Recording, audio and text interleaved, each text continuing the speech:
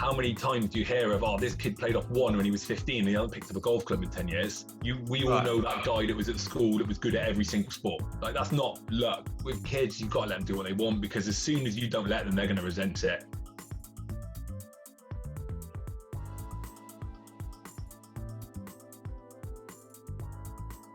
Hello everyone, and welcome back into Below Par. This is a short clip with, well, you'd have seen in the title what it's all about. We're going to give some advice, or Matt specifically is going to give some advice to young golfers and how to develop their golf game, and as they're developing into teenage years, essentially, and specifically to golfers really that want to get into the game and want to make a career of it, because at that age you're all very excited about lowering your handicap and wanting your name in lights, essentially. So anyone that has aspirations to do that, hopefully Matt can help with in this video. There will be a full episode with Matt all around all things golf fitness coming up. Look out for that one. But if you've got notifications and subscribed, then we won't need to let you know. It will come automatically. So let's get straight into it. Matt, welcome. This will be the first one that we release. We'll release the full one later on. Welcome. Thank you. So Matt, the question on this one then, so let's say, for example, we say we've got a 13-year-old junior, so at that age, I know you're starting to get into the point where, let's say, for example, they might already be making decisions. They already want to be a golf professional. They see all these pros on their Instagram. They see them on TV, getting bigger, getting stronger, swinging the club faster. How can we help them gain more speed and perhaps get in the correct position so that in 5 years' time, they're potentially ahead of the curve? So first and foremost, swing it faster. Like, as we were talking about off air, saying ignore some of the technical cues that you would use from a golf coaching perspective, and just take 10 balls at the end of your range session, or warm up with it and hit them as hard as you can by being able to obviously maintain a swing. Because that is just going to train your body to move faster in the way that you want it to. From there, though, we can get much more specific in terms of what we want to do and what we're trying to achieve. And then it is just looking for the positions in the swing where we're weaker. So as we'll delve more into in the next podcast, you're going to be limited for your mobility or your stability more often than not. In kids who have not developed quite as much yet, more so in females as well, you're going to be more than likely, you're going to be limited by your stability and your ability to be stronger through that position, rather than the tightness and the restriction that is more common in guys. As a result, it's about building strength through those positions. So the 3 planes of motion that we'll talk about in the next episode, if we can get stronger through moving through those planes of motion, you are going to be able to build stability to transfer that to your golf swing from a really basic way of looking at it, without talking about how we get 13-year-old kids in the gym where they're not going to have access to go into a gym properly. They're not going to have access to the right sort of coaching that they need in order to develop them rather than hinder them. So just learning what the planes of motion mean, learning the positions that your body gets in, and then also just learning to hit the club harder, learning how we can create overloads within their body without them maybe needing to go to a gym yet if they don't have access to one.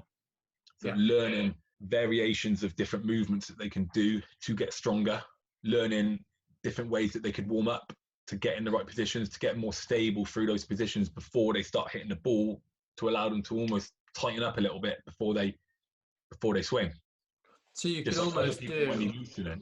Pardon? So we could almost, so let's say, for example, let's say I'm working with a junior, for example. So you could say, right, we would obviously, they would go and have a screening as such to check areas, as you were sort of saying earlier, and then potentially then you would develop some sort of warm up to help with the speed. But then also we could do the idea, let's go back to some of the previous podcasts we've done with guys, trying to hit the ball harder, where they swing the club faster, and that absolutely. Then is helping them generate more speed. Yeah, I mean, that's as functional as you can get, right? Which again, we touch on in the next episode. You want to swing the club faster, swing it faster. Yeah, I think that's just a great warm-up for playing. Before you get on the first tee, obviously do some more lower intensity stuff first. You don't just want to stand there after having a few beers the night before on the first tee and try and smash it. But before you go to hit your first tee shot, do some of the smaller stuff, which we can maybe delve into another time. And then, whether it be on the range, whether it just be stood on the first tee, really go at it. Really swing it as hard as you can. Like, tune your body in.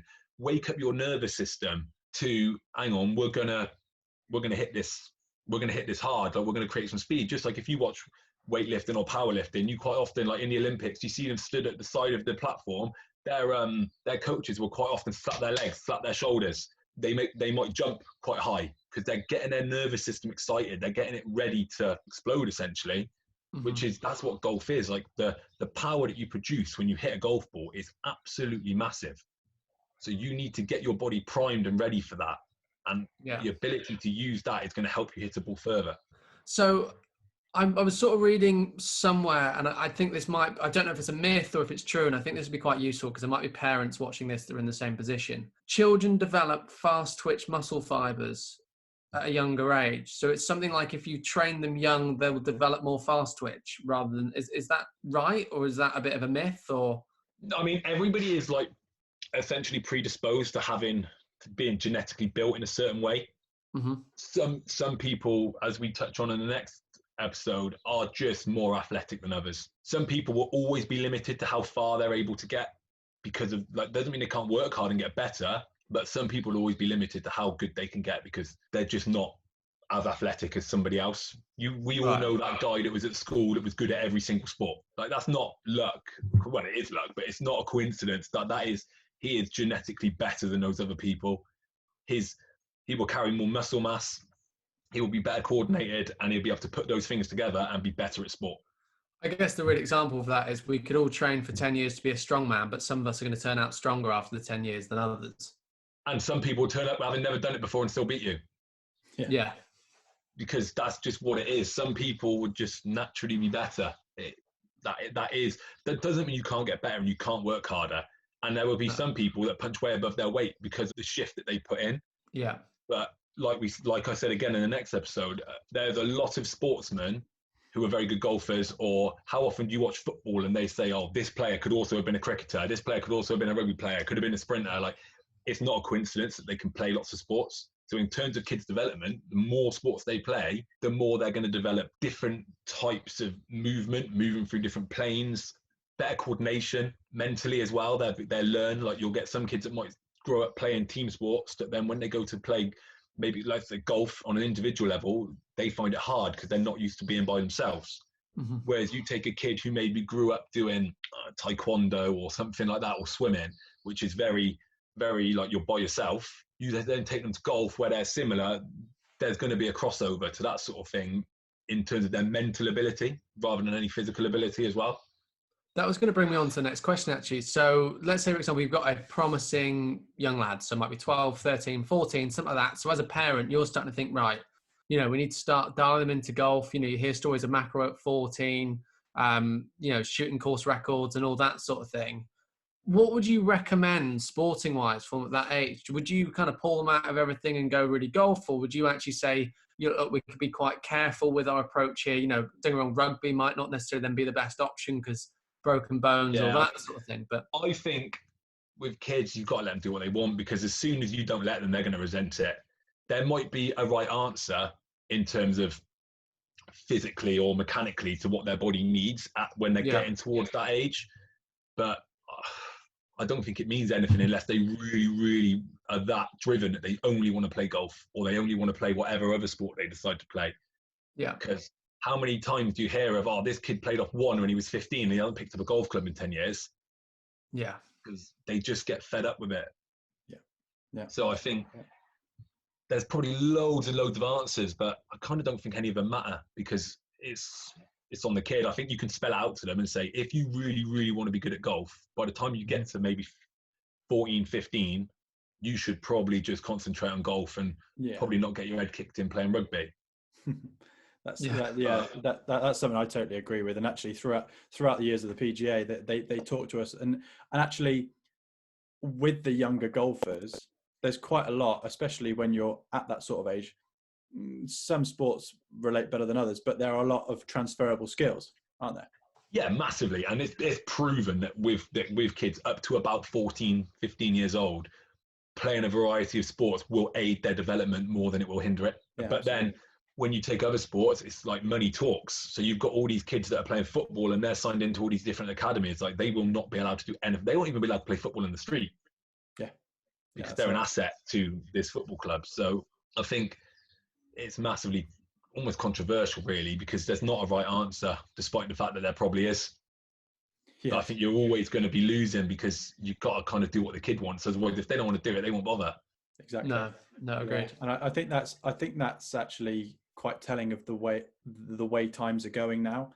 So, I mean, back, let's say 1960s, 1970s, kids were doing what they want when they wanted and doing all sorts of stuff because there wasn't sitting down on the PlayStation or whatever it might be. Yeah.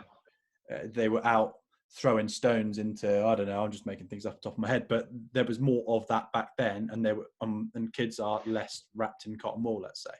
Yeah, well, also if you think about professional sport, there are not many athletes that you could probably think of off the top of your head who have got to where they are purely through just having more talent than everybody else. The chances are they all graft.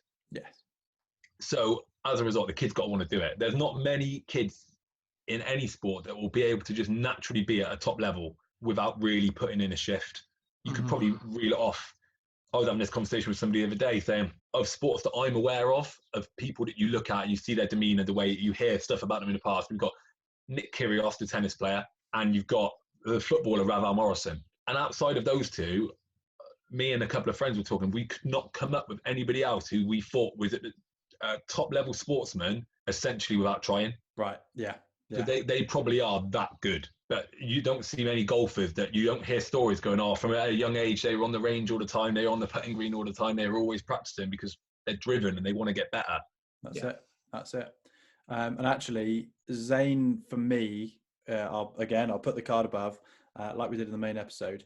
When Zane was talking about his Open Championship experience, and actually it was only 5-year gap between starting the game of golf to qualifying for the Open at 16 years old. There was only a 5-year gap from when he started playing and qualifying for the Open.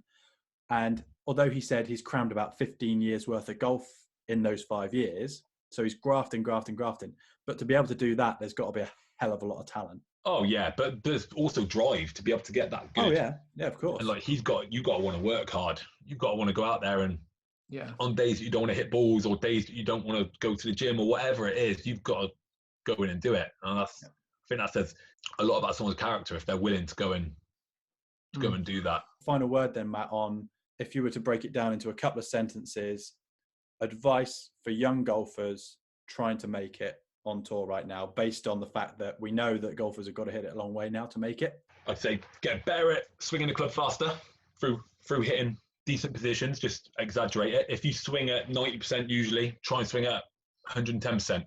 Just have a few balls and then learn the planes of motion, learn what they mean, move through those planes of motion, through different variations. That's going to build you the strength and the stability to be able to apply more force to be able to hit the ball harder. Love it. Lovery, anything to touch on before we finish? No, that's it. No, I'm really happy with that. I think that gives a good answer. I agree. So, guys, hopefully you found that all very, very interesting. We'll leave Matt's links down below where you can find his details to contact him with any questions. If you're happy for us to do that, Matt. Yeah, carry on. Because Matt is very good at this sort of stuff and very passionate about it. So we'll always be helpful towards anyone that wants to reach out. So really, really good. Anybody that hasn't already, and if you're new here, click the subscribe button below. That really does help us out and it keeps you updated with any future content. Follow us on Instagram. Again, everything will be in the link below, and we'll see you all very soon. Thanks very much for coming on, Matt.